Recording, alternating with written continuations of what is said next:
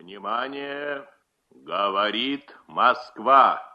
Передаем важное правительственное сообщение.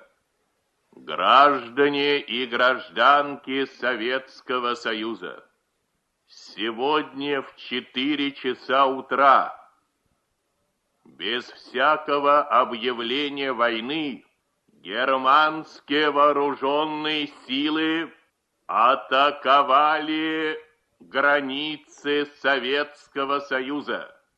Началась Великая Отечественная война советского народа против немецко-фашистских захватчиков.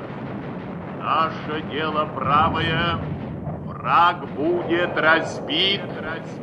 Победа будет за нами.